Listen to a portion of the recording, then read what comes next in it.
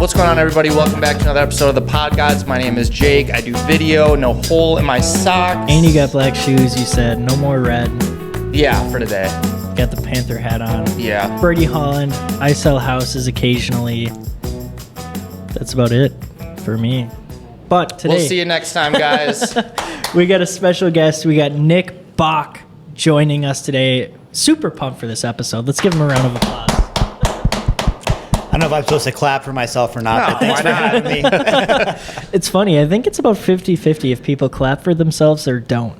Yeah, I always felt weird about it, but then, like, you kind of feel weird, like, all eyes are on you. Like, let's clap for everybody. Yeah. There's probably Thank some you type guys. of personality indicator that you could Yeah. read For into sure. with that. Certain type of person. Okay, so he's on your team. Just joining, Yeah. officially. So this comes out Monday. So the week after, you're officially announcing that you're going to be a real estate agent. Wow. Yeah. We're Officially getting licensed. there. So I'm officially licensed now as of a couple days ago. And so just went through the state test and am now getting kind of baptized in the world of what the actual practice of real estate looks like. And it's fascinating. I love learning. I love business in general, and it's just a never-ending pool, not just real estate itself, but then what niche you want to get into, the type of buyers you want to work with. And so I have a lot more questions that I'm learning more than anything else, but it's been an adventure so far, and I think it's just going to get wilder. So before getting into it, your expectations, is it kind of different than what you thought it was going to be, or? Yeah, great question. Expectations, I was actually talking about this with my wife last night, and I think we all have expectations subconsciously, but I really try to avoid having them too much, because when reality deviates from them, I find that there's generally either kind of a letdown or like the surprise factor. So I wasn't entirely sure what to expect, but as far as what I was anticipating getting into real estate for, so far it's exceeded that. Oh, sweet.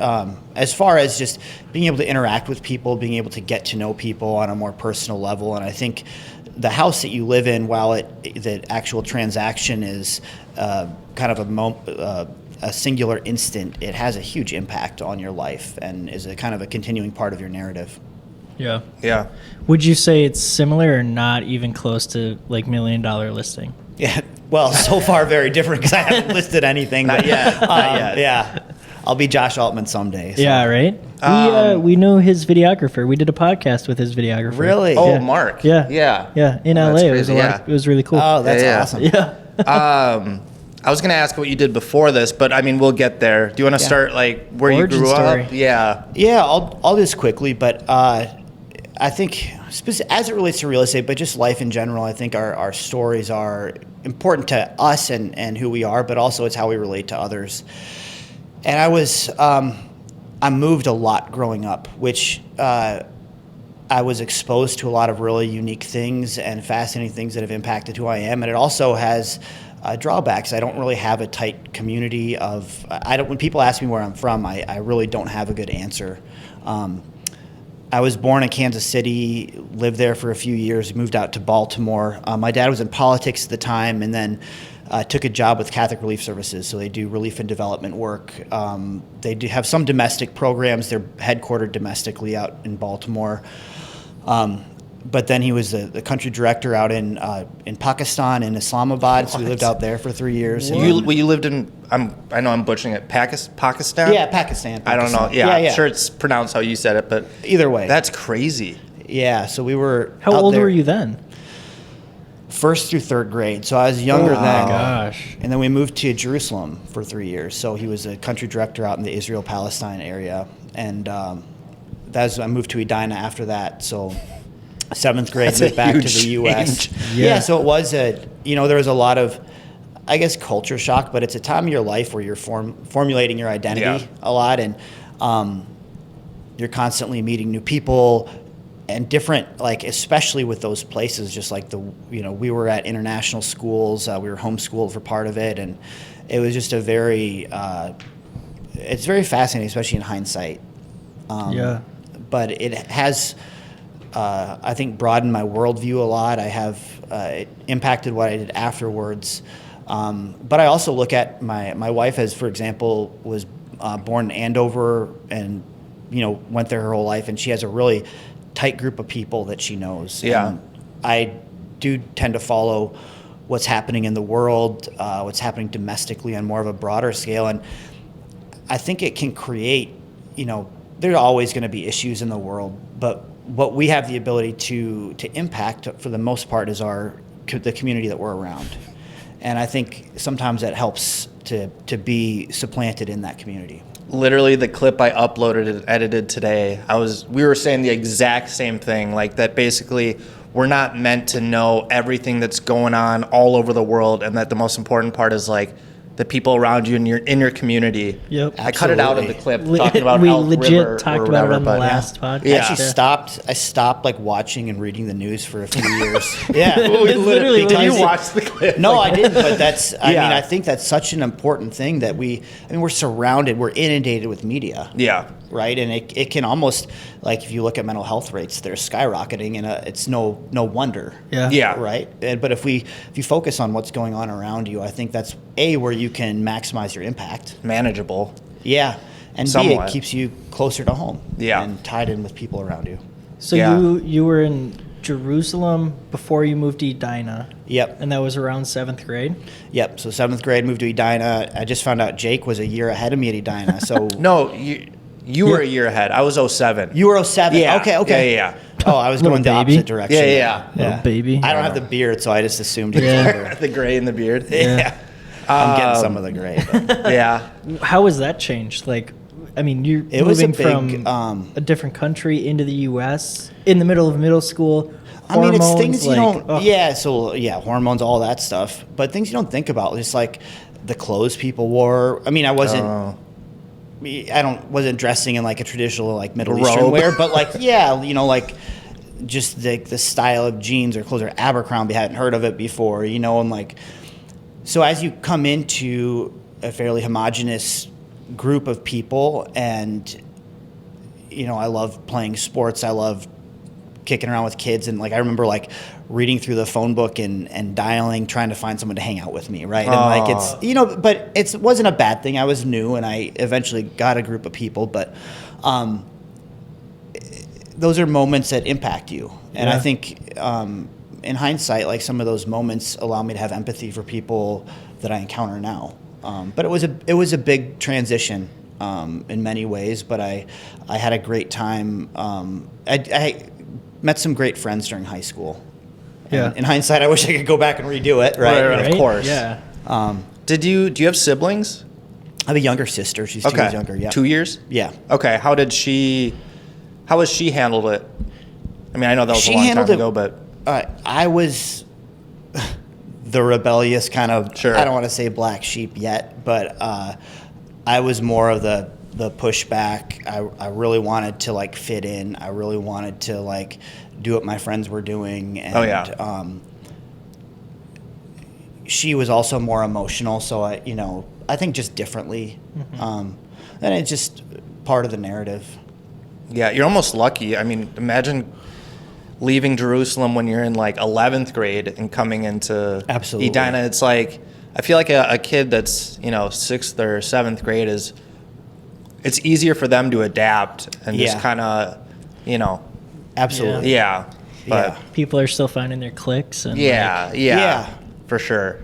And it all is just, I don't think there's either any good or bad to it. It's how you interpret it and, Right. and the lessons that you take. And I think some of those challenging experiences, even, there's a clip sent out earlier today, Tyler sent out, just that, your growth happens on the margins. I like that. That's so true. As much as you don't want, I look at my 8-year-old and I don't want him to have, I want to make his life easy, but like, scraping his knee is good for him. You Right. know, like that's how you learn stuff. Like being bored, like it forces you to do something, get creative with your time. Yeah. I think we were talking about it one time where it's like what were we talking about? Basically, like we're never like just sitting, doing nothing. Like if all of a sudden, like for example, when Gene and I watch a movie and I go up to, I don't know, go to the bathroom or go make popcorn and and I come back, and those like 2 minutes, she's already has her phone up scrolling. Because Vice versa, too, I Not bet. her, but me too. Yeah. Yeah. And I was just Don't like, bash wow. Jean. Come on. Yeah, Jean. Like- No, but honestly, vice versa. Same thing. If she Yeah. goes, it's like, oh, I have 2 minutes to look at Instagram Reels. It's kind of embarrassing. I remember so there's a cool article called "The Death of Boredom," and it just coincided with the release of the iPhone. But like, you'd be in the bathroom, you're like reading the ingredients on like the Febreze bottle or like the tag on your shirt, or, and it's like those or were the kind of cereal boring, box. but like it had lessons in there, and it like forced you to. And now we just like turn to your phone, and it's like an instant dopamine. Influx. Yes, so true. It's crazy. I know, like, Jack, somebody on our team just bought his house, and in his bathroom he has a crossword. And I was like hanging up, like, where you can find different words, and it's like, that's awesome, but have you ever used it? He goes, no, I just look at my phone. I'm like, yeah. That would have been theory, cool 10 years ago. That would have been sweet. Yeah, or even 20 years ago. Yeah. Shit, 10 years ago was 2015. It's like it's almost easier than ever to be undisciplined, but like the need for discipline is more like just some like time to like put your phone away briefly. It doesn't have to be long, but just it's so easy to get wrapped up in just being responsive. Yeah. Well, dude, I remember like there's days now where I'll come home, and if I have a rough day or I've just been grinding all day, I'll get on my phone, and all of a sudden like 2 hours has gone by. Totally. And then I get off my phone. Jean looks unhappy because like I'm just completely neglecting my family, honestly. Yeah. And just reality feels so dull after getting off my phone when I've been getting that dopamine hit every 8 seconds on new clips. Do you still have a black and white phone? No. You don't? No. I heard about that setting recently. I thought about turning it on. Yeah. You had it for like a while. Yeah. Yeah, you can turn it on in your settings. Yeah. I did it, and it was like, it was dull. Like, you looked at it and I was like, that looks awful. It is. Like, But your brain tricks you. I think it works to an extent of like when you get off your phone, life still seems exciting because it's vibrant and there's colors. But when you're on your phone, the content is still exciting. But then when you get off, it doesn't feel as like burnt That's an out. interesting observation. Yeah. So it's cool. What to try. made you flip back? I don't remember. Yeah. it was Looking at porn is not good in black and white. I'm just kidding. I don't remember. I'm sure it was. I feel like I was trying to take a picture or video of something, and it was in black and white, and I was like, I can't see. I bet Like if especially there's as a shadows. photographer. What? Especially as a photographer. Yeah. a mess over here. But yeah. So after high school, how was school? Did you get good grades? Yeah, I did fairly well in school. I actually another coincidence. So I'll just touch on this briefly, but I went to St. John's after high school, and I had a really good group of friends there. I actually really enjoyed it, but I'd always had this dream of going to Notre Dame, and I ended up applying to transfer to a few schools, and I got into Notre Dame, and I ended up going down there for the next and graduating. But what was interesting about it is that I'd built it up in my mind. So we talk about expectations, right? And for any number of reasons, not the school's fault necessarily, but my experience there was not my best college year was at St. John's, and I've talked about that a number of times with my wife and with some other people. But when I was looking at real estate teams, I was looking around. I kind of went to EXP on a whim. Kayla told me to come check out a script battle. Tyler introduced himself, and like Brady came up to me and said hi. And I went back to my wife, and I specifically said I was thinking about going with Edina because of the name, the reputation. Someone had said Berkshire Hathaway. It's like this big prestigious thing, and I was like, I'm kind of getting this gut feeling. This is like a St. John's Notre Dame thing. Like I haven't heard as much about EXP, but I just liked the vibe. I liked the people that I met. And no shit, Tyler was a year ahead of me at St. John's. And I didn't find that out until after I told him that I wanted to go to EXP. And Jordan Kirshner. And Jordan too, yeah. So just like the tie-in there, I thought was like serendipitous. Yeah. And that's so cool. So that kind of solidified my decision, but it was interesting how it came about. I didn't learn about that until afterwards. What'd you go to school for?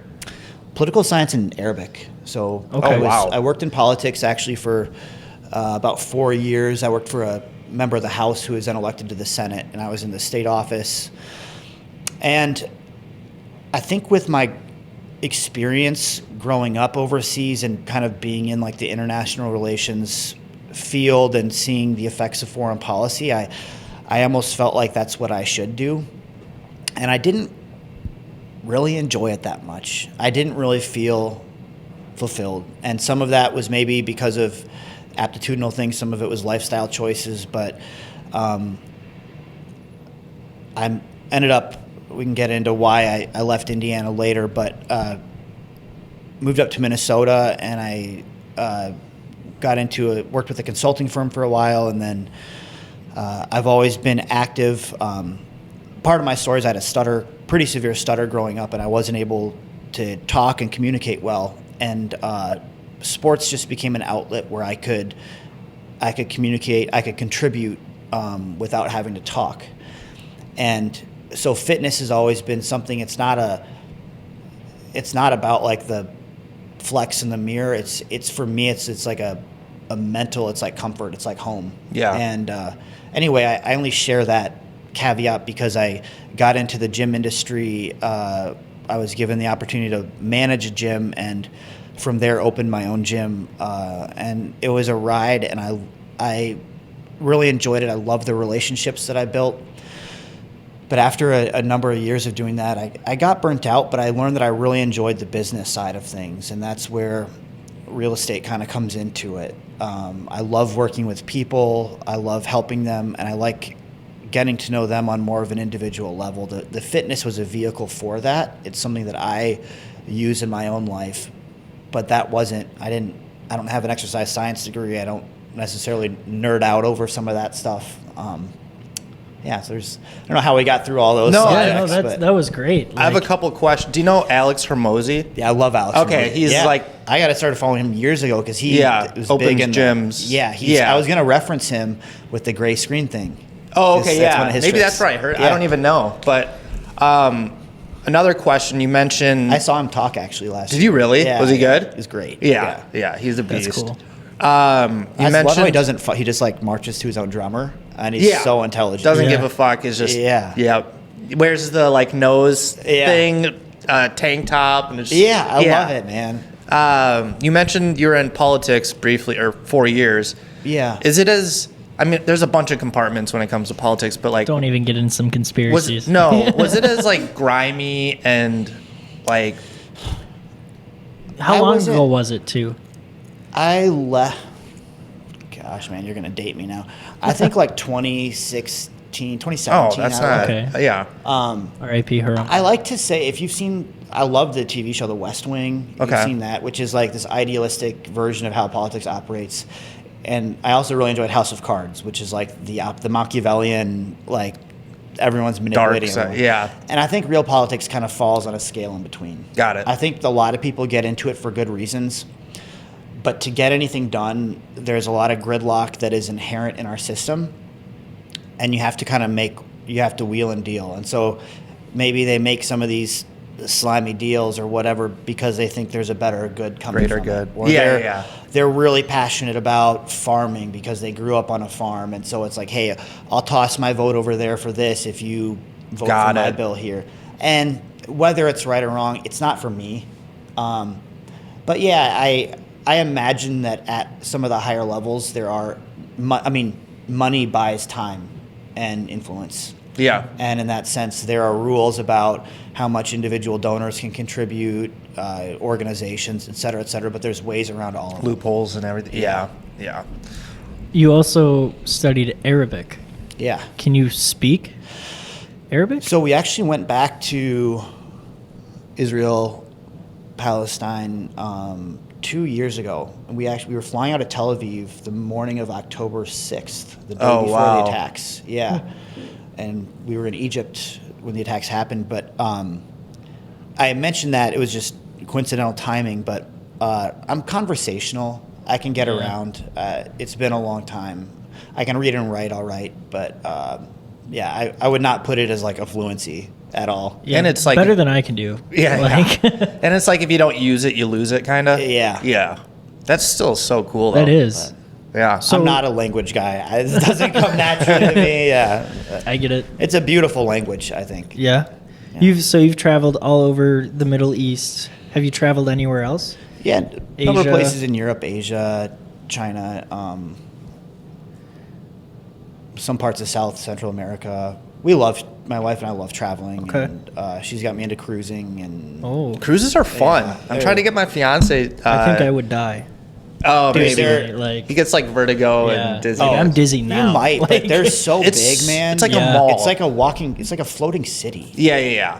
But the only time I ever noticed where I could feel like the whoa was when it was at night, we're on top of the deck or whatever, and Yeah. there's like a pool, and the pool was The like, water. yeah, and then I was like, oh, maybe I can feel it. Yeah. But other than that, like if you're walking down a hallway, it just feels like you're in a hotel. I would die. Pop a Dramamine every day, and yeah. Yeah, I feel like fun. I gotta pop a Dramamine every day, and Have I'm you on said land. you and your fiance have gone a couple times? No, but I'm trying. My fiance, same thing, does Okay. not want to go. Like, Yeah. but I went when I was younger, and it was a blast. You stop every day Yeah. at a different port, yeah. different countries, and Especially if you're not sure like where you want to go, instead of like, hey, we're gonna go spend 7 days intensively Right. here. It's like Cancun, pop one- around, Yes. see a few of them, and we enjoyed It's it fun. a lot. So, what's your favorite place? I'm sure you get this all the time. So one of my favorite vacations, and I've said this for a long time, but we went back there again and did a similar thing, but we went down a cruise down the Nile, and it was Whoa. coincidental it was a cruise, but that was just the history in Egypt is fascinating. I love Jerusalem is a special place to me too. There's just a lot of, whether it's historically, like religiously, culturally, there's just so much there, and it's beautiful. Like the people are so kind and thoughtful, and then Egypt is just like, I mean, some of the stuff that they did back then with, like, there was this huge statue of King Ramses, and we stopped at it, and like, you had to take steps to be able to look at the top of it. Like it's huge, but they left it horizontal because they couldn't get it tipped back up, and the Egyptians used to have it tipped up, and I'm sure they could with enough stuff now, but like, I'm like, how did they do that? How did they do it? I think, well, not to get Aliens. Yeah, Yes. no, but I was gonna say, I think there was something that came out in the past 5 years that said the pyramids were there like long before the Egyptians.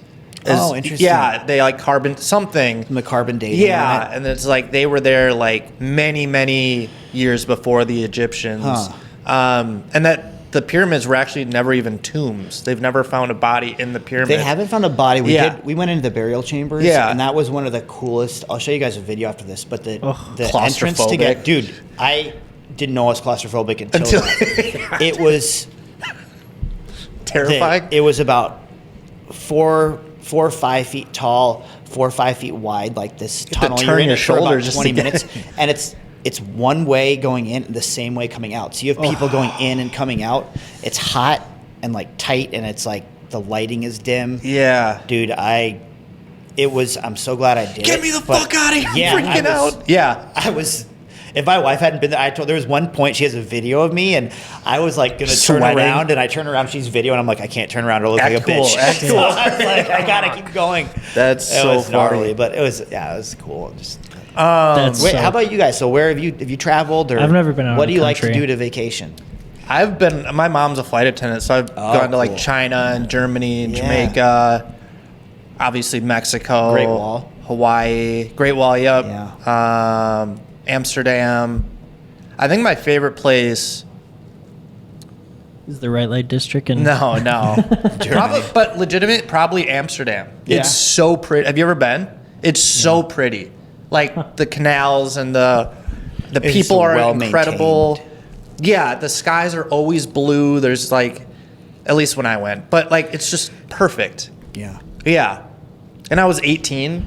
Yeah. So it was like, Great time to go. Yeah. Yeah. But I was with my mom, but still it's like I Yeah. would go off and, go to the coffee shop and then Yeah. walk around. Yeah. And it's just Just seeing the other peaceful. cultures, and it could be even domestically. Like I haven't been Yeah. to Louisiana, but I've heard that's just like different. it's like I a heard. different place. Yeah. Yeah. The culture down there, and And Texas. like China, we have homeless people here. You go to China though, like we would walk out of a restaurant, they would legitimately like grab your arm for your leftover food. Yeah. Like scream at you and like grab you for your leftover food. Here it's like, here's $5, and like they're on their phone. Like there's a different level to like totally. homelessness. They have color TVs and like Yeah.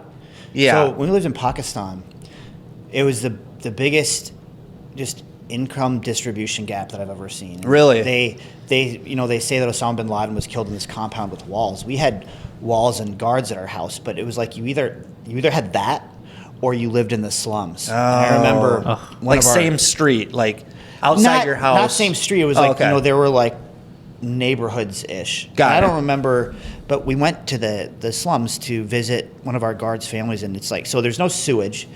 Oh, geez. It's on the streets, right? Like the standing water, human waste, whatever.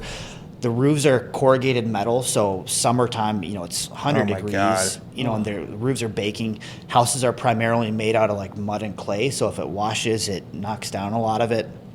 These, houses the size of a bedroom here, three kids, two adults, and I remember they gave us a hard-boiled egg and a Coke. And I didn't eat the middle of the hard-boiled egg because I thought it was gross. The yolk? I didn't know this afterwards, but they sat there and they watched us and they were just beaming and smiling. That was their dinner for the night. And they gave it to us because they were honored that we came and visited them. And they were so happy. Gosh. And it's like Perspective. some of the most loving and kind people I've ever met have the least, And it's just such a perspective. And at the same time, if I dwell on that all the time, it makes me feel sick and depressed, and that's where I think we get back to like the media. The media, but like you got to be responsible for your community. And yes, there are wonderful things that people can do from over here to help others, but like it's not that we should pretend it doesn't exist. But it's like if me going out and buying a T-shirt is not taking money away from someone over there. It's like you can get wrapped up in that. Yeah. It just leads to me being miserable. Yes. Right? So we need to acknowledge, we need to know it exists, but we also have to work to better the community around us, and everyone does that. And I think it's like hopefully the world's a better like place. being on an airplane, and they always tell you put your own mask on first before you. Yeah. Exactly. We actually had this on the last podcast. I asked Brady, like, would you rather be happy and poor or sad and rich? He's like, happy and poor any day. All day. Yeah, Yep. for sure. I think there is something to just financial stability, and I really came to value that. Getting into some of my other story, like there's a lot of time when I spent more money than I had on things that weren't good for me, and it's just living on the margins, having your electricity turned off, like it sucks and it's very stressful. And just being able to live a comfortable life, or just know that you have savings if you need it. I know they did a study too about it's like on average the people that are most happy make, I think this was a few years ago, but at the time I think it was like $86,000 a year is when they're most happy.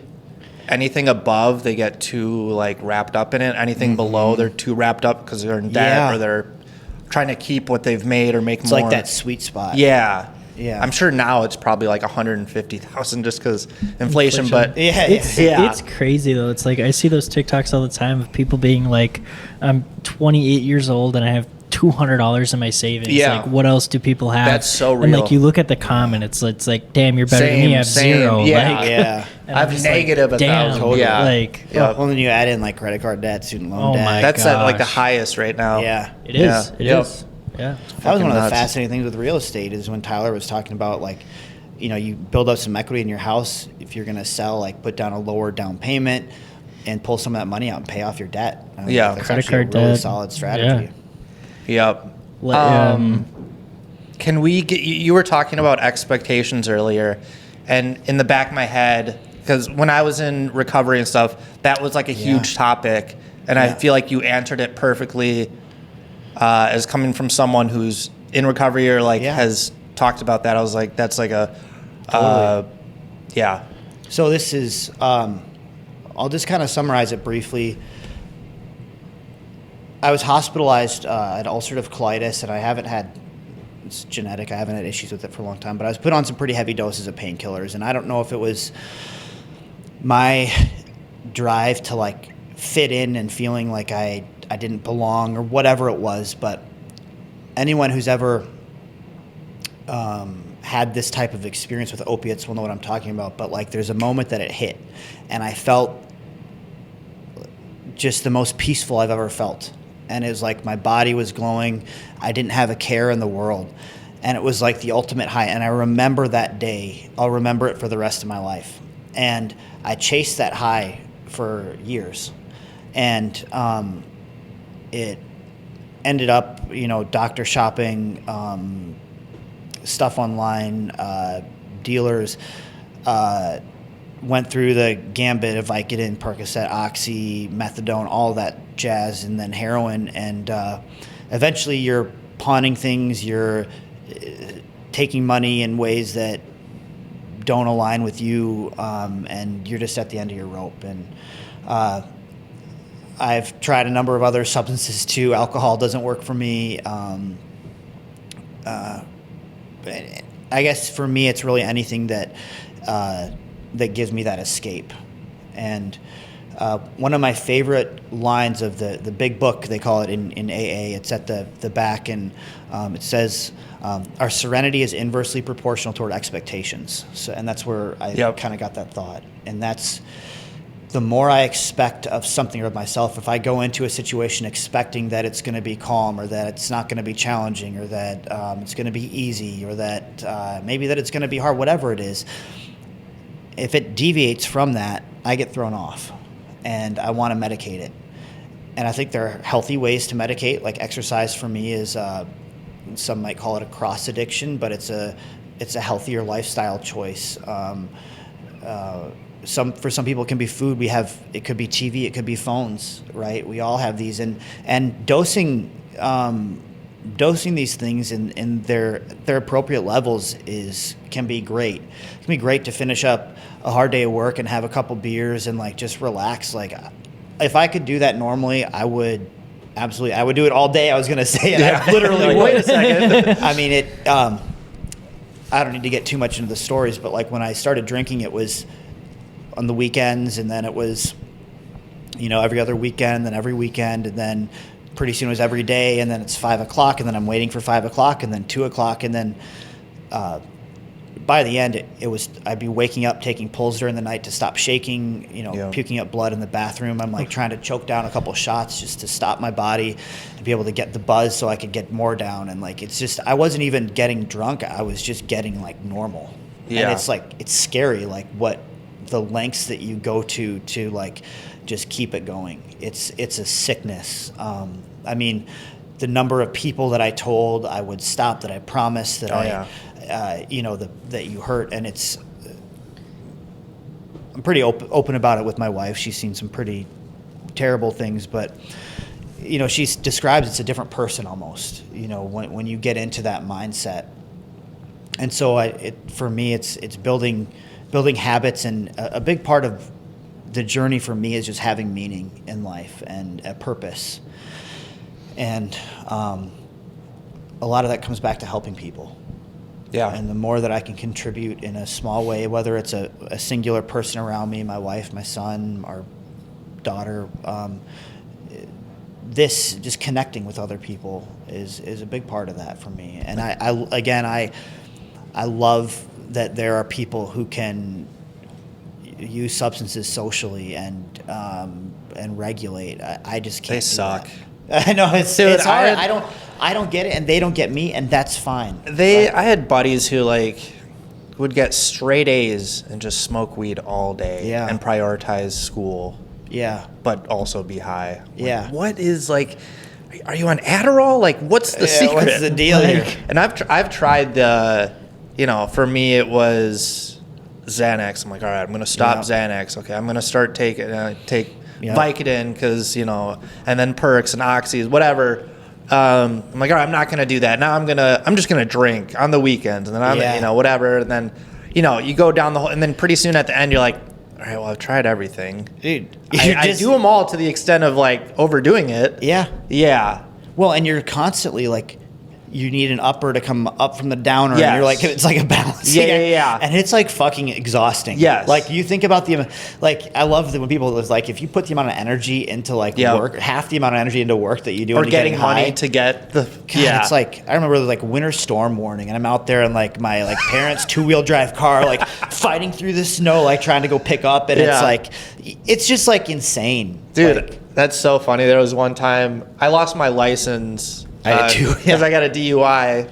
And Is this the second? whatever, I can't remember. But I took my dad's car, this was at night, to go grab some Percocet that was like 30 minutes away. I didn't have my license. This was like late at night or maybe early hours because this lady that I knew got a prescription and she was going to leave it in the mailbox. As soon as you get that call, you're gone. Yeah, so I'm like, my heartbeat's racing. I can't wait to get it. I'm kind of looking at my phone, and all of a sudden there's like a stoplight. There's a person parked there, and I ran into the car. Dude. Yeah, totaled the car, and then she sued me for $50,000. Didn't go all the, my insurance ended up paying for it, but like it was the justification in my head to be like, this is a good idea.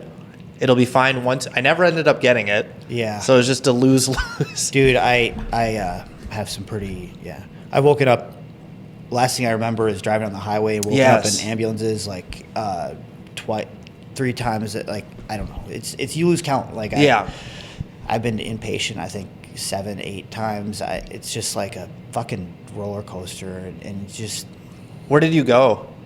Hazelden is when I moved up here. Which in Center City. Yeah. Okay. Yeah. That's where you went, right? No, I went to Plymouth, which was like the younger. I think it's like 25 and younger or something. Yeah. But there's, you can. I'm sure we could swap war stories for hours, but it's just the stupid shit you do. But it's like we're all looking to like fill that void. The human condition is such that, and I think that's where like boredom and these uncomfortable feelings that we have, it's like they motivate us to do something. Right. And there is the really quick, easy fix, and for whatever reason, some people are just like drawn to it like a moth to fire, and it's like idle hands, kind of. Yeah, they say like the analogy is like I don't have an off switch. It's like I have an on switch and a more switch. Yeah. As soon as it starts, like I see people like we'll go out to dinner and they'll have a few sips of their beer and like half of it's still there. I'm like, what the fuck are you doing? Are you crazy? Like, I'll finish it for you if you don't. You know what I mean? It's I don't understand it. Yeah. And they don't understand my mindset, and that's fine. And I think that's the beauty of working in this interdependent places. We can learn from each other and collaboratively work towards goals. And I don't know, life is challenging. It's I used to think the point of life was to be happy. And at least in my mind, if that's the point of life, like I will just get fucked up until I go, because like I feel pretty darn happy when I'm fucked up. But eventually, that doesn't fill me up anymore. So there has to be some other goal behind it. And happiness in and of itself is not bad, but it needs to be balanced with challenge. It needs to be balanced with meaning, and whether you call it love or meaning or purpose or whatever, it's just there's a greater cause. And I can actually experience so much more joy when I'm not messed up. That first one is great, but it's just a downwards roller coaster, downward spiral.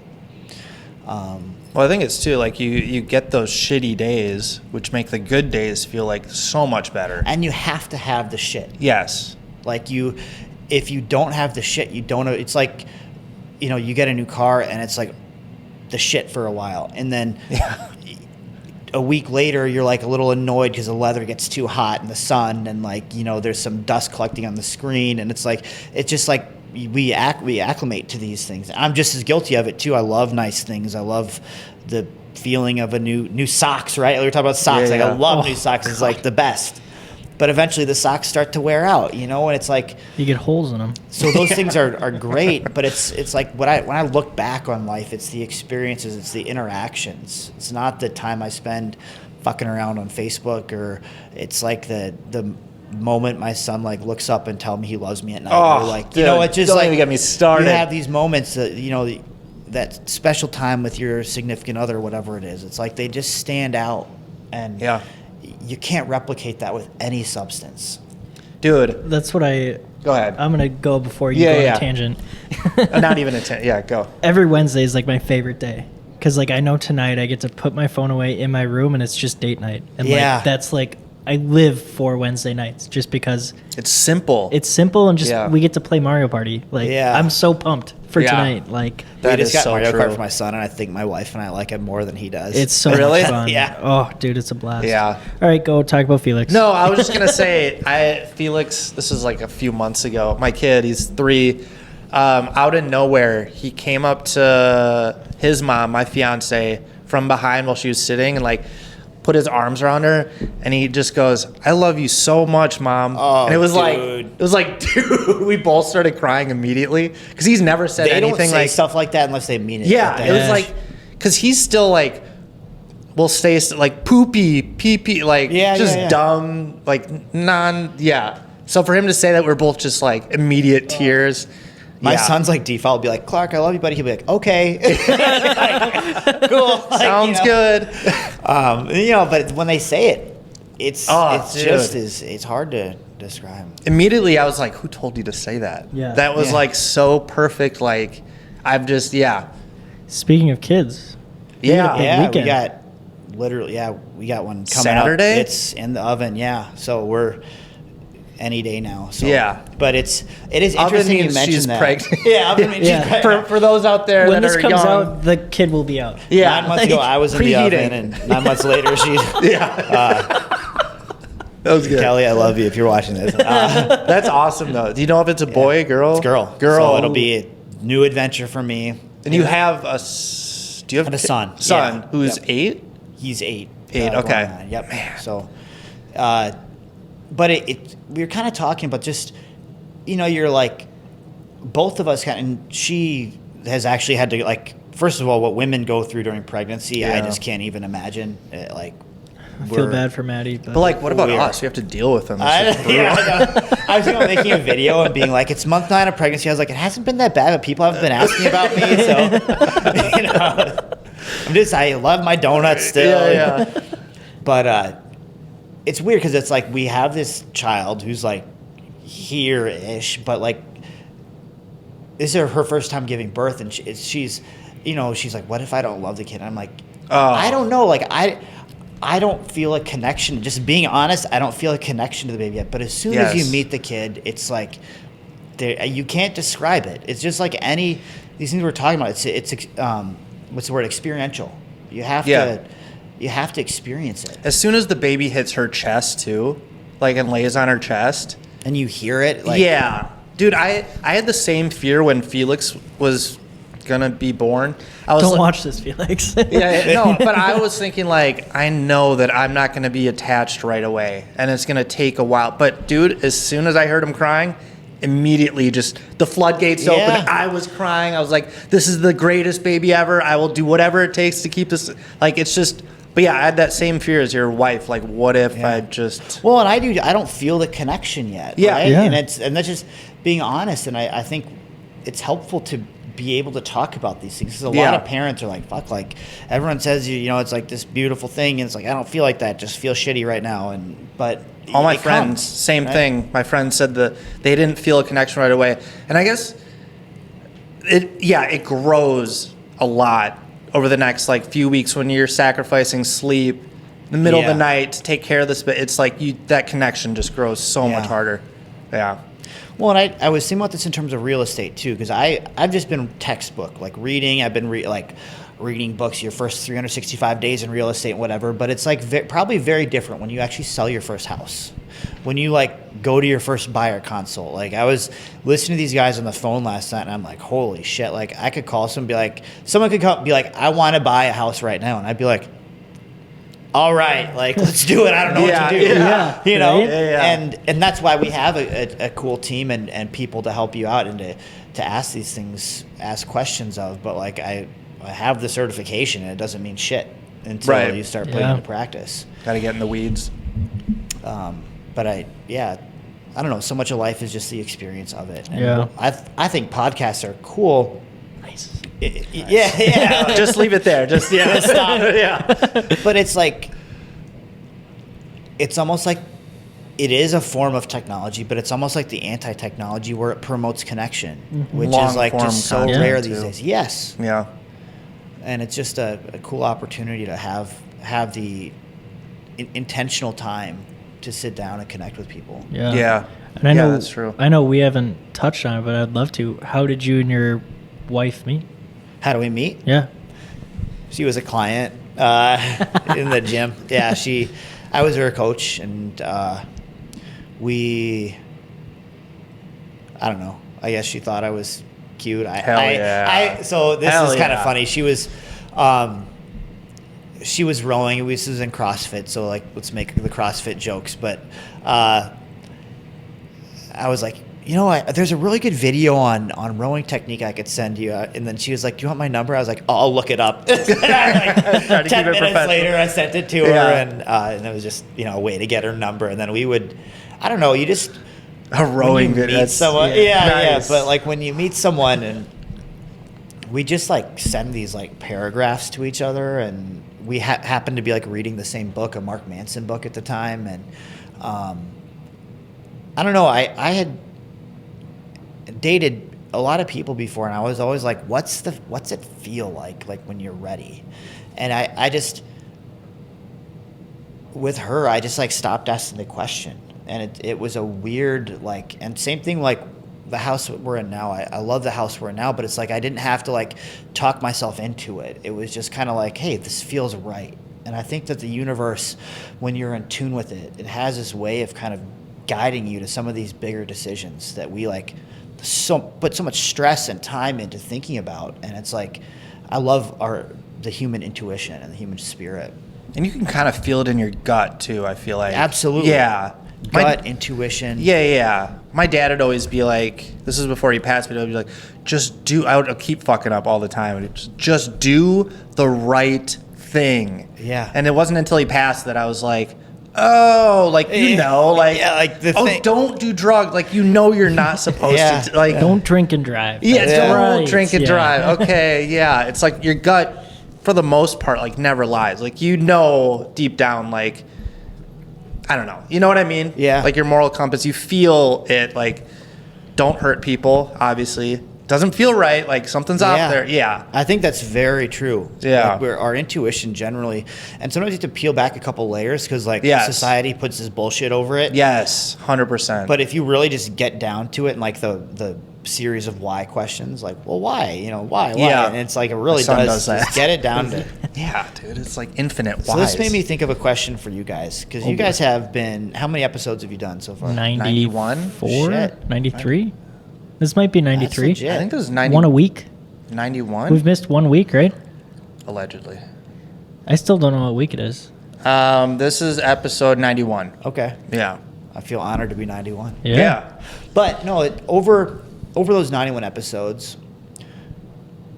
have you guys felt that you've grown as, not just as content producers, but have you found the experience of just connecting with multiple people? Like, what have you taken from it? Do you want to go first? No, you can go first. I would say for me, it's like, we always ask your origin story. Yeah. And everybody is so different and has different baggage, and it doesn't matter because they're always so excited to be here. Yeah. No matter what their story is, they're just excited to talk about it. And I think that's something that I've taken away, that, like, you never know what people have or what they hold every day. But that's so true. We get to bring happiness to them by just getting to talk about the story. Even if the story's bad, they still want to talk about it. And I think that's something that's really cool. And for us, it's just ask questions. Now, when I go talk to clients, like, I get to ask questions about their life, and they're happy to talk about it. And I get to realize, like, people love talking about themselves and their story. Absolutely. And it's a great way to connect with people. Yeah. And I mean, one thing I've learned too is that like everybody's story is different, whether they come from like, you know, the streets and the drugs and the whatever, or they're like a really pampered life. It doesn't matter. They're all kind of the same person. Like there's not a huge disparity in like, there's different personalities, but like, unless there's something like legitimately wrong with them, like they're kind of the same person. I don't know how to explain. Like, it's almost like the hero's journey. Yeah. Where there's like everyone kind of has a guide, and then there's the upbringing, and then the big challenge, and then the triumph, and then it's like a multi-episode show where it's like happens and iterations, and they're all kind of at the same spot in their story arc. It feels like there was trouble, they resolved it, and there'll be more trouble, I'm sure. But yeah, it's just a wave of. Do you think that they are all in the same spot in their story arc, or that when we talk about it, that we all kind of make it seem like we're in the same spot? Does that make sense? Yeah, it does. I think it might be like about that. I think it might be like a defense mechanism in a way, or like coping with. But yeah, I mean, I feel like it does fluctuate, you know, troubles and then resolve and whatever. But I mean, people are at a different point there, but I feel like everybody goes through that same wave, just with different highs and lows. Yeah. Like, who were we talking with? Adam Irwin? Yeah. And he was saying, like, you know, because he interviewed people on an airplane, and some people. He wrote a book about it. Yeah. Really cool. It's called Lessons from Coach. Yeah. Oh, you were telling me about him. Yeah. Super cool book. Super cool. I'm like halfway through it. Are you really? Yeah. I see it on my computer, and I'm like, I should just start reading. Anyways, check so it out. Yeah. he was saying, like, you know, he talked to like a 20-year-old girl who, like, her biggest devastation of life was that, like, her boyfriend said no to go to prom with yeah. her. And that was like, that felt just as big to her as a person who found their dad dead, or like, because it's just after they haven't suicide gone, and then got into cocaine and like The intensity feels the same. Exactly. Yeah. So like the relative intensity. yes, until they reach something lower or whatever. Yeah. But we all have the the low. dips and There is a low and there's a high for everybody. yeah. And we get to talk about both, I feel like, which is awesome. Yeah. With all the people we get to meet. Yeah. And how they start their business and how it doesn't go how they want it, or they're struggling here and got to fix it by doing this. And Yeah. it's cool. So it's crazy going back and seeing our old episodes. Yeah. When we were both like What do we brand ask? new. Yeah. Like just looked, I don't know. The studio was so different. Yeah. Like we were in the corner. Yeah, at and we your did it. house. We started at my house, I think. Yeah. And it was just not great. And then going from that to here, and just like my business and his business is. But you have to like. It's like Alex from always like, you have to do the reps, right? Right. It No, has exactly. to suck. It's going to suck. Expect it to suck. But still it's not sucks going to get sometimes. better if you don't do it. Right. If you watch some of our episodes in like early December of like last month, like they sucked. Yeah. I almost canceled. I saw some of them and I was like, no. They were. But we they were were like, crappy, we were just though. out of it. Tired, we were just burnt tired, out. so much work. But now, Yeah, like, but think about that. Like you also flex the muscle. You flex the habit of like continuing to do it even when it gets tough. Yeah. every Monday it's when are we filming? Like, Yeah. Yep. I wanted to touch on. Let me talk about the holidays. Yeah. Let's do that. So I always this one's brought to you by Mayo. Just like mayonnaise. Mayonnaise. I wasn't sure if it was Mayo Clinic or. Nope, just mayonnaise today. National holidays for January 9th. That's today, right? Yeah. 8th. Or I should know that. 8th. Is it? Yeah. Well, it looks like there's none for the 8th. So we're Do going the to 9th. No, there is a few for the 8th. I'm sorry. Starting on January 8th, it's National Career Coach Day. So make sure you say Happy Coach Day to those career coaches out there. It's National Winter Skin Relief Day, so make sure you put on that lotion. Just skin relief. Okay. What is that? You don't celebrate? Yeah. National get on that. English Toffee Day. So go get Okay. that toffee. And it's a good one to end it off. National Bubble Bath Day. So make sure you I'll get get those Felix a bubble bubble baths. bath tonight. That's it. It's my favorite. Those are segment of the day, good. Brought How to you do by they determine- mayonnaise. Is that like is that a designation? I don't know. I just have this website. I just Okay. go on, and there's always like 4 or 5 every Yeah. day. Respect. Yeah. Tomorrow Well, we is had, like National Balloon Day. National cool day. Law Enforcement Appreciation Day tomorrow. That's a good one. I like Yeah. that one. Yeah. National Orange Day, Static Electricity Day. Like, there's some good ones tomorrow. Yeah, I'm sure. I can't come in today, Tom. I'm celebrating National Electricity Day.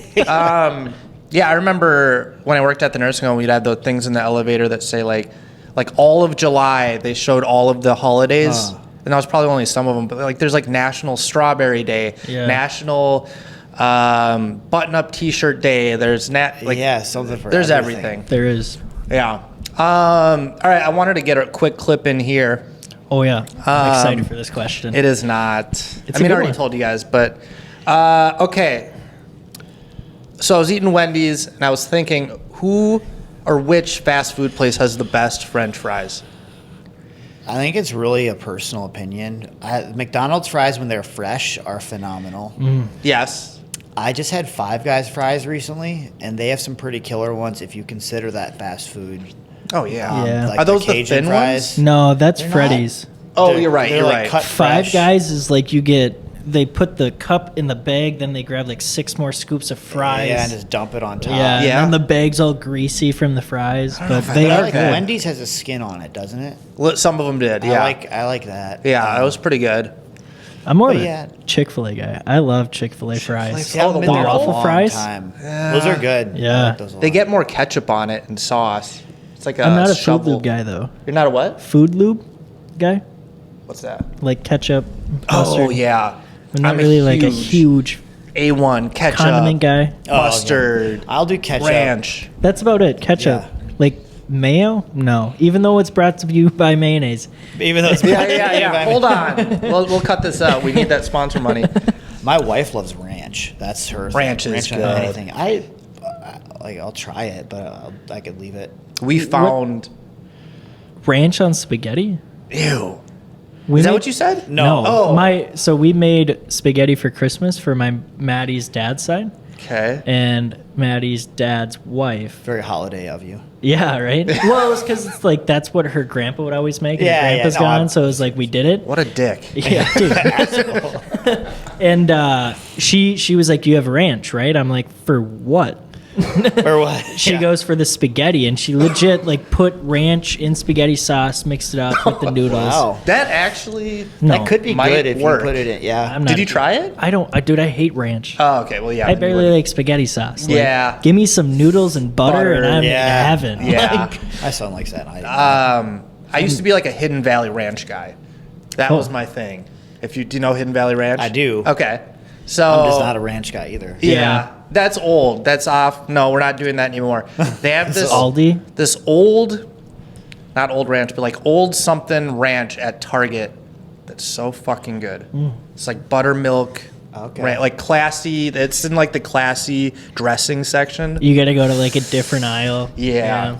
It's an It's like the Edina thing. cheese. Like you get the Yeah. like the special cheese is like Yeah. always in the weirdest places. Kraft. That I'm gives going- me some like Instacart days when I My used to wife like is shop. expecting like some jewelry or something. After having the Oh. kid, I get her some ranch. Yeah. Like, all right, this is better actually. Yeah. It's in the classy section, babe. It's in the classy Yeah. section. I remember the Hidden Valley has like a pepperoni pizza with ranch on it. Like that's the Ooh. cover photo of like the bottles. If you look at a bottle, Really? Yeah. And there was one night we were with my neighbors Megan and Hunter, and we were playing Mario Party. We got some pizza, and they're like, "We need ranch," and we recreated the photo, and it looked so identical. Really? Yeah. That's actually that's funny. We were very sober. Yeah, of course. Of Yeah. course. What else? I feel like there was a bunch of Dude, questions I was just going to looks ask you about. exactly the same. Dude, Yeah. this is the can. I'm telling you.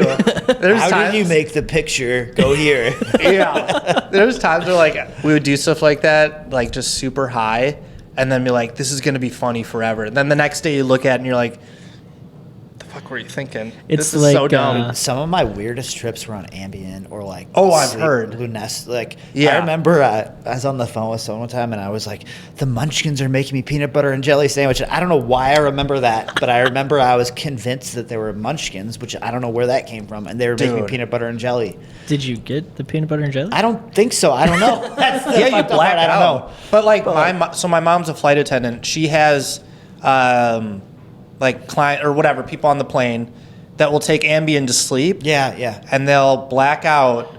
Like there was a guy that started peeing on the seat. Oh yeah, I've heard it in front of everybody. Like you black out, you don't remember. I mean, it's technically a benzo, I think, right? It's related to something. It's a hallucinogenic, but it's in the kind of around that class. Yeah. I used to look this stuff up a lot. So. Oh, I know, dude. Yeah. Ativan, Valium, Xanax, Klonopin, they were all great. Yeah. I took like 13 Ativan before like a family. Dude. Family rookie Christmas numbers. party one time. It was not I good. loved Ativan. I got it in a free sample pack when I ordered from this website, and I was like, this is the shit. Yeah. Hits harder, hits fast. Anyways, you gotta try it. Funny to look back. You gotta do it. I'm so happy I never got into that. Dude, that getting sober, dude, I was taking... Dude, that getting off of those, it was scary. one of the hardest kicks for me. Heroin and opiates were like you want to die, but like benzos, alcohol, it's like you feel like you are fucking dying. That's legitimately, and you can die. You can. But like, getting off opiates... I've heard Xanax is gnarly. Scary. To come off of. So I was taking like 10 bars a day. Oh, man. Or maybe... Yeah, probably 10, but... My cousin just kicked it, too. It's so scary. He said it was like 6 months before he felt like... No, seriously, 6 to 12 months, you're like, don't feel like yourself. I've used like plenty of them, but that was just like, it was like a bridger medicine for me. Yeah. And I'm real like seeing that. And then the other one is meth. And just... I never... So a big reason that people get hooked on them is it like spikes your serotonin level or dopamine levels, but... They say like the best day of your life is like you have like 200 units or something. I might be butchering these numbers, so someone will have to fact check me. But heroin, alcohol, whatever, typically is around like if you use it like daily, you're dosing around like 800 to 1,000. Holy shit! Meth is like, I think it's like 12,000. That's what I heard. It's like, that it's like, so when people come off of it, not only have they done like significant like brain damage, but it's like not like they don't feel like happiness or enjoyment or pleasure from anything for like a year. Yeah, that's what I heard. That's brutal. Yeah, the only thing I like when I would get off opiates is that, because like your emotions and stuff are so dulled, so after muted, constant use, that when you get off, you finally like music starts to feel good. Music, sex starts to feel good. Like everything just comes back, but feels like tenfold, and you're like, oh my god, this is amazing. Yeah. Besides the like restless leg syndrome and like sweats and I mean, diarrhea, but the immediate withdrawals are just horrible. Yeah, but the like.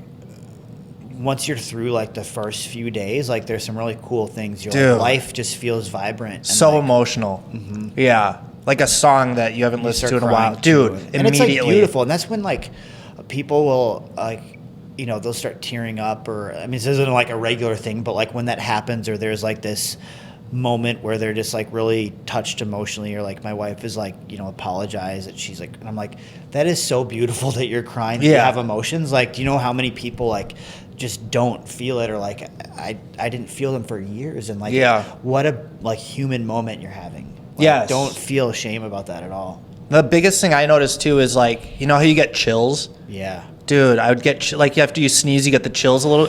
I missed that so much. I didn't realize I hadn't gotten chills in so long until I stopped. I was like, whoa. I got the chills. Even right now, talking about the chills, I was like, oh man, I forgot about that. Yeah, like so your weird. Hair standing yes, up. Yep. Yes. You were talking about emotions, and I remember growing up, and you look at your dad as like, oh my gosh, he's never gonna cry. I'm never gonna see this man cry, right? Felix is gonna see me cry all the time. And when my uncle passed away, and my uncle was my dad's best man at his wedding, which was my mom's brother, so like. My dad and my mom have known each other forever, and when he died, that was like one of the first times I ever saw my dad cry. And then it's like I always like remember that it's like that's not a sign of weakness. It's like he has emotions, and it's like I always look at, like you were saying, like you're crying, like that's beautiful. Like last night, me and Tyler were in the office. You sent the rebranding video. Oh yeah, and we watched it, and me and Tyler just cried for like 5 minutes together. And I was just like, this is an emotional moment, but it's I'm like I was so grateful to like feel that emotion, and like it was it was a crazy surreal moment for me and Tyler. I'll be honest. Like, Yeah. So gay. Well, like what a I cool love picking eyes connection, with that. right? Yeah. That is And so to cool. make something that moves people to Yeah, that Jake. is like, Dude, can I be honest though? The whole time making it, because I didn't watch it at all until I finally got done. And the whole time editing it, I was like, this is so cringe. Oh my God. But like a lot of stuff is cringe that I edit. But like by the end, I was in like, his opinion, let's just yeah, leave it I'm there. very like, that's my You're like, defense mechanism. Like, Yeah, yeah. This is so lame. But I like, wish that was me. yeah, but like, I got done with it, like the rough draft, started from the beginning, watched the whole thing. I was like, wow, that was emotional. I didn't realize, like, yeah. Tyler is the one that, like, he just told He me was what he the wanted. director, Yeah, yeah. he just told me what he wanted. So it's really, I was impressed with how, I mean, just all of it, but just having been in small business before and working with photographers, videographers, and like, you know, if you come in with a shot list, they're like, holy shit, this is helpful. Like a lot of people are just Yes. like, I don't know, like just fucking do something. Yes. And they Yeah. expect you to come up with it and like, you know, but he's, you know, we want small group stuff, we want individual stuff, we want to mix of guys, girls. He's like, I mean, really- that's, like, yes. that's a sign of like someone who really like cares about what they're doing and is like considerate and, yeah, It was cool. The times that I realized, yes, Tyler's particular and he wants it perfect to him and what he's envisioning, but it helps me so much because he laid out like a 2-page paper of the order exactly. He's the one that put together in order the scenes of how he wants it, sent it back to me. I just literally went by. I mean, I made my best judgment for a lot of them, but like, and then I sent it back to him and he goes, you know, that's great. Here's my notes. So it's like, yes, I filmed it and edited it, but I was just like a tool and with his Well, vision, He's just really. but he it is the allows- director. Yeah. Like it Exactly, allows yeah. him to get what he's looking for. It allows you to flex your creative talents where they're best, which is Yeah. like we have a general structure.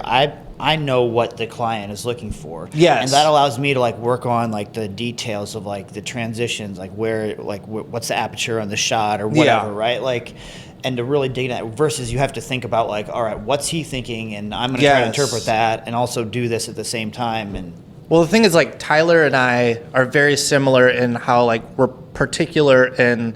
So I've kind of had to take a back seat with my, like, creativity because this video, I would have done it not completely different, but different than how he would have done it. So I've had to kind of let my ego, like, listen, this isn't your video. Like, this Yeah. is his video, and this is his vision. But he's kind of pushed me to do better in the quality of work that I'm doing, which is so nice because other people, it's like just do whatever you want to do. It's like, well, give me some. I could go this way or this way or this way or that way. Like the worst is when I do a whole video for someone and that from the start they're like, just be creative, just you know what you're doing. I'm like, No, cool. that's not what. Yeah, I send it to them. And they're like, this is completely wrong. This is nothing how I. It's like, well, you didn't give me anything. exactly, yeah. So, anyways. Has that helped you? Just like you were saying, Brady, like 93 episodes, like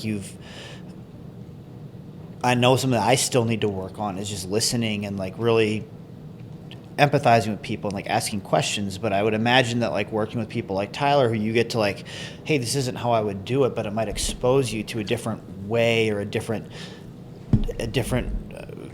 paradigm or something that you wouldn't have looked through, and if nothing else it either reinforces what you currently believe or like is like, hey, this is an alternate way of doing things that it might be helpful in these type of situations. Yeah. I mean, for me, like as a real estate agent, like one of our number one tools needs to be to listen. Yeah. And I utilize that a lot and like practice it in these podcasts because it's like there's a saying, it's like if you think of a conversation as your arm, by the time the person's talking to you and they get to the elbow, you're already thinking of your response and what you're going to say back to them, and then you don't listen to the rest of their conversation. Yeah. And my biggest thing is like I don't want to think about what I'm going to say until they're completely done talking because I want to truly understand exactly what they're saying, and I get to utilize that every episode we film. Well, and even though me and 80-20. like follow-ups. We always cut each other off. I was just gonna say, and that's the biggest thing is like we always are cutting each other off. Yeah. But it's just because we want to ask something, or And I'm always afraid I'm going to forget. I always forget what I was going to ask. 100%. Yeah, just because my brain is just... Because there's, 90 some episodes, like, there's been very, very, very few scripts. Like, we just show up and just start talking. Like, Yeah. we don't have really a script. We have 2-3 questions we ask every time, but that's about it. Yeah. I think about looking at, like, any conversation that you have in life can be a form of practice. And I think we are typically trained in society, whether it's just inherent these days or not, that to be reactionary. It's like, phone comes up, boom, how do I respond, right? Versus like, okay, how can I, like, I'm reading a book right now and it's talking about like reflecting back to the person what they're saying, right? Like, oh, I want to be like, buy a bigger house question mark, and then it's like, they then talk about that more and you get a better idea what they want. And but you have opportunities to practice it all over the place, whatever it happens. I'm sorry, mirroring is the term, but like, it could be that, it just could be active listening. But it's like, you can't be in like learner practicer mode all the time. Like, sometimes you just want to let your hair down. We don't have hair, but Like, it was just, But like, I think if you can approach life with that, where you're just like, hey, today I'm going to work on, and I found for myself, because I do try to do this, and sometimes I'm more successful than others, but if I'm trying to work on like 5 things, I get jack shit done. Yes. I have to pick one and then work on it that day, maybe the next day, whatever, and then it starts to become more subconscious, or it's like more fluid, or it's in my toolbox and I can pull it out. But I think that's such a good skill to have, which is like, look at life, just daily interactions, as practice. And like, how can I grow here, whether it's like as a real estate agent, as a human, like just to get to know someone a little bit better, or like tell myself to shut the fuck up and like listen. Yeah. dude, I need to do that so much. Well, it's easier said than done. And again, Right, I don't no, know of if it's course. perfect, but it's Yeah. like the opportunities are all around us. Yeah. And I get so caught up. I'm driving over here and I'm like on my phone and I'm like texting and I'm like driving like an asshole and I'm like, God, don't do that. But I'm like, I was so like, I could just actually be present, like, and just sit and like breathe for a moment. But then I feel like I'm being inefficient and I hate that. Yeah. You know, yeah. but You're it's wasting like, time when you could. yeah, I don't know. It's like this fucked up and I feel feel don't like have that's the pretty solution common yet, though. Yeah. Like, have you ever had a day of work or whatever, and you got in your car and just drove all the way home without music on? Mm-hmm. It's just like the silence is just so loud. You know, it's Yeah. crazy. I've done that from here. It's like 45 minutes. It's 40, like a 50-minute drive home, no music. Yeah, there's and I days just like that. I would get to like Rogers and I'd be like, holy fuck, how did I get here? Yeah, you're like, oh, I'm driving. Shit. Well, I don't know. Can you guys? So I think it's a gender thing, primarily. Now I'm gonna get roasted for this, but like I think get women this one are on TikTok. Misogynist over here. I think women are better multitaskers. My wife can like listen to a podcast and like do work at the same time and like tell me what the podcast was about. I can't fucking do that. Like I can't. I like if the radio's on, if I'm not like listening to what it is, like if I'm thinking, I can't tell you what just happened. I think I'm the opposite. Really? I think, like, for example, we had TK on. Do you know TK? Yeah. So he just came out with a book, The ADHD Advantage. Yep. Yeah. I think, and he talked about, like, if he multitasks, He done. Gets them all done. But if he focuses on one thing, it's like that takes forever because he gets bored. And Unless he loves that one thing. Yes. He's like, if he's somewhat into that one thing, he's like, I'm going to think of every excuse in the book not to even do this right now. Yep. But if he's Interesting. I'm gonna have to check that out. Yeah, it was a cool episode. Yeah. I think You guys should check it out. Don't forget to subscribe, like, and comment. Yeah, I think it depends on the person, though, for sure. Yeah. But you thrive in a multitasking kind of environment. Or multitasking. Kind of like TK. Like, if I'm editing a video, I have to do it from start to finish. Oh. Like, I'm in a flow. I'm passionate about it. But yeah, if it's something like that I don't love doing, I'd rather listen to a podcast, have the TV going while doing the dishes. I guess so that's like when it's like if I'm cooking, you're like doing dishes or something. I love having music on, podcast, book, TV. But if it's like my wife can do like her job, like write emails and like Oh, respond. no, And I can't like if I have a podcast on the background, I can't tell you what the podcast is about, Yeah, or vice no. versa. I can't like I don't write know. I can't listen to a podcast and type. That's too just- hard. Yeah. Yeah. For me, it's like our action board. So like the daily tasks that I do, like I have to do one at a time. Yeah. Yeah. Like that's how I work. It But, feels like, good too. And I like when I do one at a time, I fucking kill that one thing. Yeah. Like I feel like I did really good at that. I'm But the then same there's way. like if I'm like trying to do like send out like have a good day messages to people, but I'm also trying to do my like follow up. It's like Yeah. I'm doing a half-ass job. I'm the Yeah. same way. Yeah. But hey, I've been still like sending out 5 DMs a day to people, just say have a great day. First person today that said I needed this. Thank you so much. Who? That's super. Jenna Cornick, one of my good friends from high school. Classic Jenna Cornick. Yeah. Typical Jenna. Classic. Textbook Jenna. Yeah, total Jenna move. Do you? I guess I can ask both of you. Do you, when you finish a task, are you more relieved that you're done with it? I'm sure it depends. Like done with the task, or did you enjoy doing the task usually? So I got into this actually. Brady motivated me with the soup videos, but I kind of dabble in guitar, and I just You just posted one right before this episode yeah, too. as I saw was that. driving. Did you? What's But, your Instagram? Here's my flashed on the screen too. Yeah, Yeah. right? I think it's at nbach87. N Bach.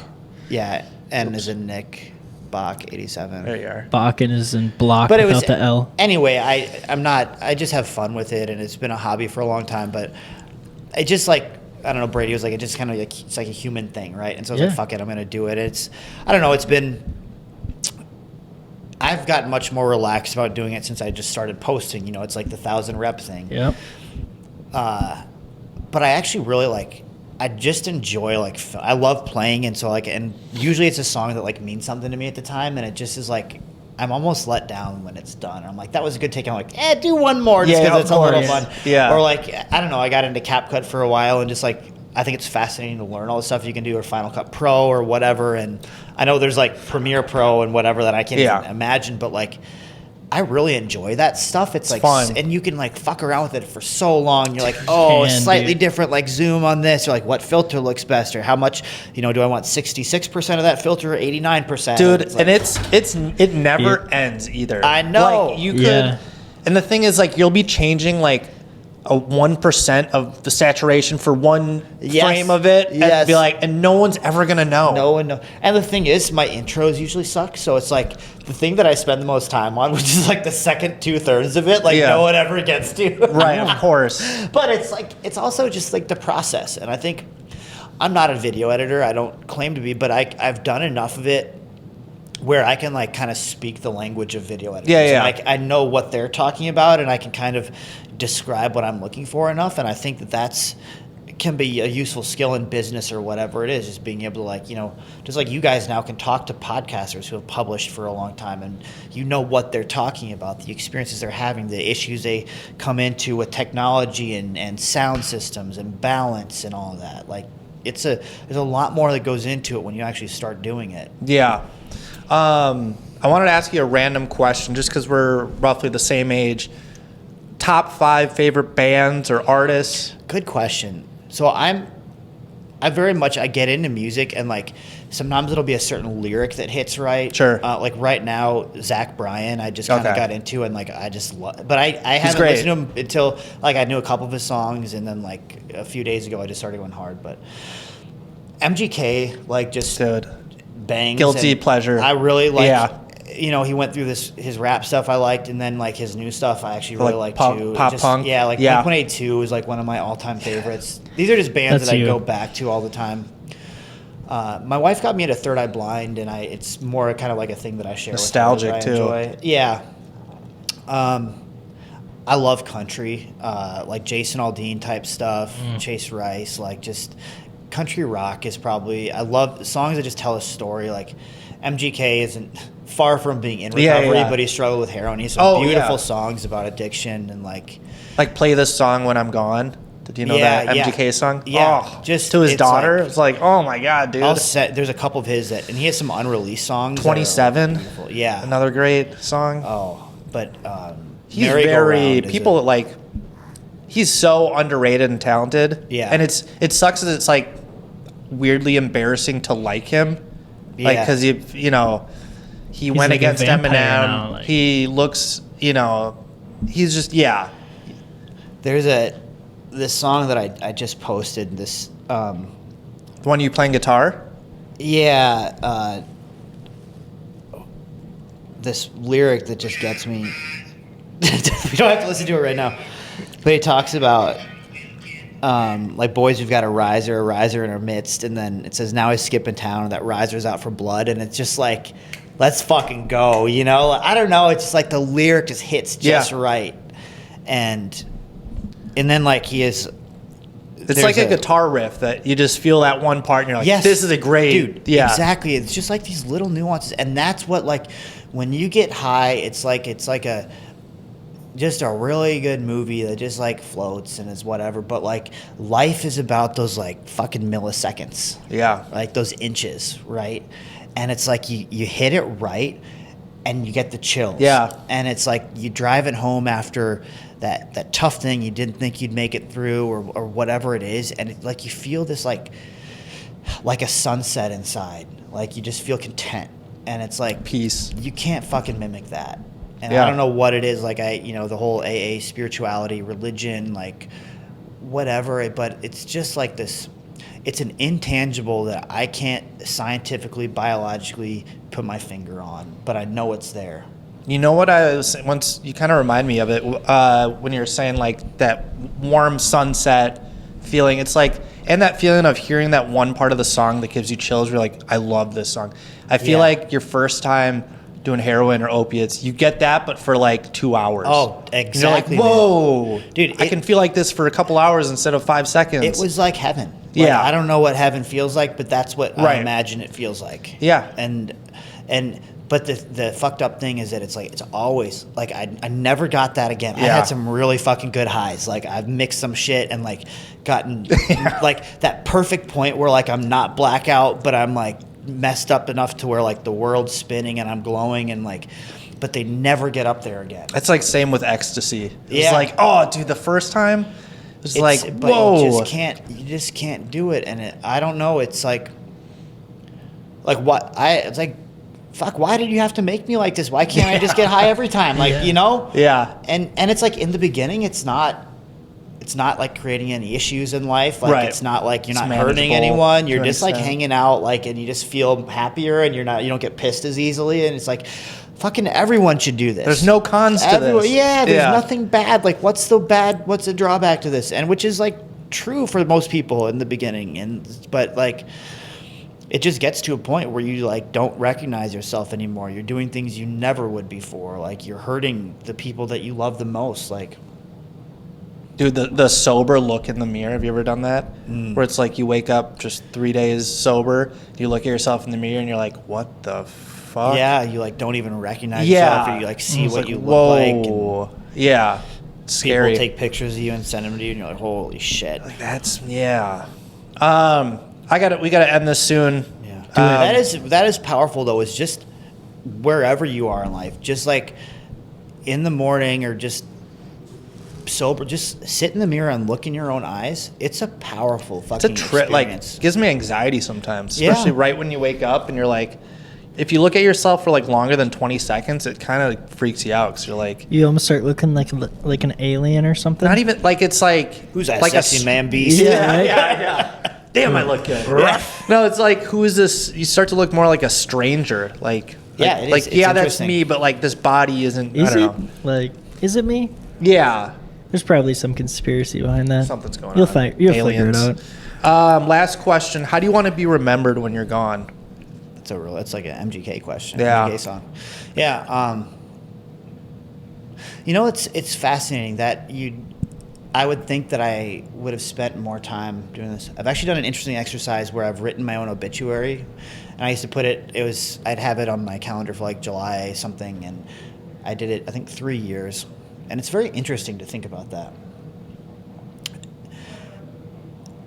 And I'd like to be remembered by the people around me as someone who cared for them. I think that's really what it comes down to. Alex Ramosi talks about this, that in like, you know, a couple generations, like whether you're like the most famous person alive or nobody, like no one's going to remember you anyway. And I think just when people show up at my funeral, I hope that I had some type of positive impact on their life. And, but I don't, you know, that's, to be honest, that's something that I should think about more. My wife and I, is something that I know you're getting married and you're getting married too. Yeah. Something that we do, someone gave this to us at our wedding. It's a couple's journal. And we've done it every night with a few misses when been in treatment, but it's like a 3-year one. And so there's a question, and some of them are kind of trite, but a lot of them are really interesting. Like, did last year meet your expectations? Or like, what's your favorite part of the other person's body? Or what, like some of our sex, some are like introspective, love, whatever, like about life, like what are your financial goals? But then there's 3 places, so there's a spot for her, a spot for me, and there's 3 of those. So you do it for 3 years, and you go back and like you see what your answers were the year before, and it's actually really interesting. But it's just cool at night. It takes us 5 minutes sometimes. Sometimes it sparks a longer conversation, but it's a great way to just like connect and actually like think about some of these deeper questions. But that's one that I'd like to like actually think about more, because I don't have a great answer right now. I mean, you did. The one thing I like, the distinction you made, was that I want to be remembered by the people around me. Yeah. Because it's like, yeah, it'd be great to be known by the whole world, but like the people around you are like, that's your home base. Yeah. And I think that's where it comes back to the thing we talked about at first, is like the community that you're surrounded is the community that matters. Yeah. 100%. Wow, full circle. Guys, come on here. Come on. Great job, guys. I'm clapping now. It's the end. We all won here, guys. Cool. Nick, thank you so much for being on. Yeah, this was thank you for so cool. Yeah. Longer episode, too. I feel like we could have gone even longer, but I don't even know when we started. I think we started at 12:35, 12:40. Oh, Yeah, wow. something Almost like an hour that. and a half. If that camera's still on, thank you so much for watching. Like, comment, subscribe. Hit the notification bell. We'll see you next week. Goodbye.